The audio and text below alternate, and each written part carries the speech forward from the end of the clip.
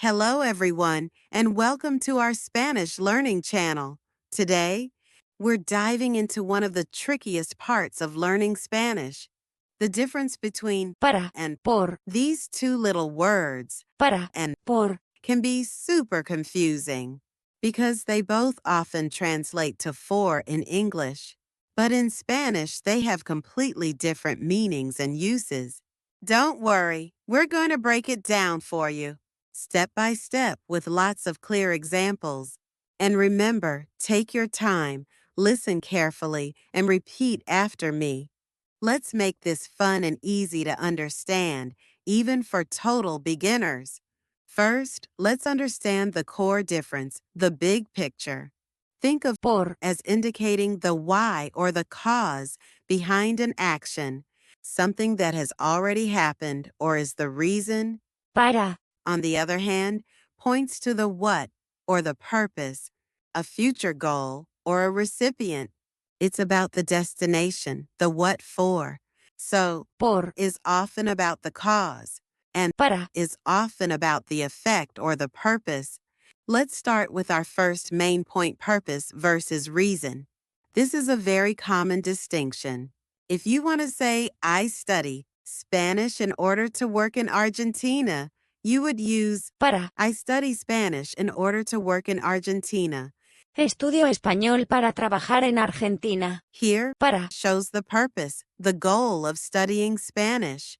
You're studying Spanish for a specific reason, that is, future-oriented working in Argentina. Now, if you want to say, I'm studying Spanish because of my job, you would use, por, I'm studying Spanish because of my job. estudio español por mi trabajo. In this case, Por, indicates the reason or the cause. Your job is the existing reason for your studies. See the difference? para, For the in order to, por, for the because of. Let's move on to our second point, movement and direction versus a final destination. If you are walking through a park or just around it, you would use, por. I'm gonna walk through the park. Voy a caminar por el parque. Here, Por, describes the path, the area you are moving through. It's not necessarily a final destination, but more about the movement within a space. You could say, you're walking along the park. But if you are headed towards a specific place, a final destination, you use, para. this bus is headed towards Madrid. Este camión va para Madrid. Here, para tells us the bus's ultimate destination. It's going to Madrid. Another example, I'm leaving for London. Salgo para Londres. London is your final destination, the place you are going to. Clear as mud, right? Just kidding. Let's keep practicing. Now for our third point, duration versus deadline. When you talk about something that lasts for a period of time, for 2 hours, you use, Por, I studied for 2 hours. estudié por 2 horas. This Por, tells you the duration, the length of time you spent studying. You can even replace por, with durante. during here, and it would still make sense. However, if you're talking about a deadline, a specific time by which something needs to be done, you use, Para, I need to finish the report by tomorrow. necesito terminar el informe para mañana. Para, Here specifies the deadline. Tomorrow is the final point in time. Another example for deadlines. The homework is for next Friday. la tarea es para el próximo viernes. Next Friday is the due date, the deadline. Are you still with me? Fantastic. We're doing great. Our fourth point covers recipient versus agent. Who is something for or by whom was something done? If something is for someone, meaning they are the recipient or beneficiary, you use, Para, this gift is for you. este regalo es para ti. In this sentence, you are the person receiving the gift, the beneficiary. So, Para, is used. But if you're talking about who performed an action, the agent, you use por, this is often seen in passive voice constructions. This bridge was built by the Romans. Este puente fue construido por los romanos. Here, Por. indicates the Romans are the ones who built the bridge, the agents of the action. They are the by whom. Let's look at some other common usages for Por. and Para. these are super important to know. For Por. we often use it for price, exchange, or means of transportation. I bought this car for 15,000 euros. Compré este coche por 15.000 euros. Por. Indicates the price, the amount exchanged. You give 15,000 euros in exchange for the car. What a deal, maybe.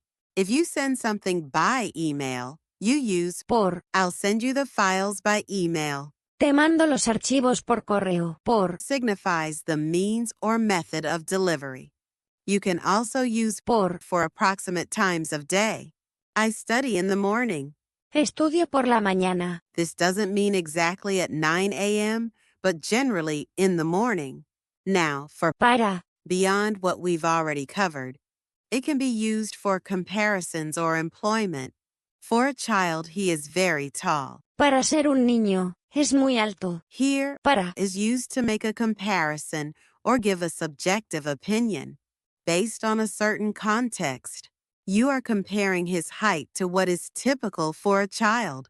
And if you work for a company, you use Para. I work for Duolingo. Yo trabajo para Duolingo. Duolingo is the company you work for, your employer. The purpose of your employment. Let's review with a quick summary table. And remember, repeat after me slowly and clearly. When we talk about a reason or a cause, something that has already happened, thank you for your help. Gracias por tu ayuda. When we talk about a purpose, a goal, something future-oriented, I study to learn.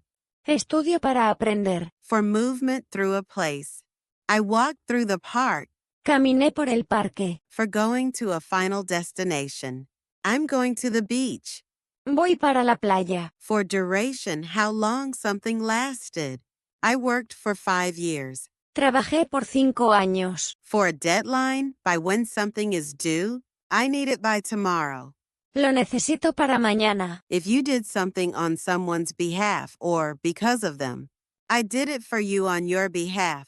Lo hice por ti. If someone is the recipient of something, this gift is for you, the recipient. Este regalo es para ti. For exchanging one thing for another, I exchanged my dollar for a euro. Cambié mi dólar por un euro. For means of transportation, we traveled by train. Viajamos por tren. For fighting for a cause, we fight for freedom. Luchamos por la libertad. For a part of the day, generally, I study in the morning. Estudio por la mañana. For direction heading towards, we are leaving for Madrid.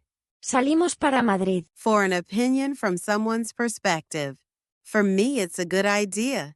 Para mí, es una buena idea. Here's a super useful tip, a trick to help you remember. If you can replace for with because of in English, you most likely need Por. in Spanish. And if you can replace for with in order to in English, then you most likely need Para. in Spanish.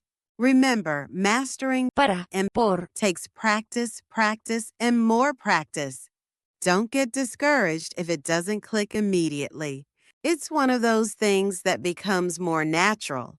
The more you expose yourself to the language and use it, keep practicing with different examples and try to create your own sentences.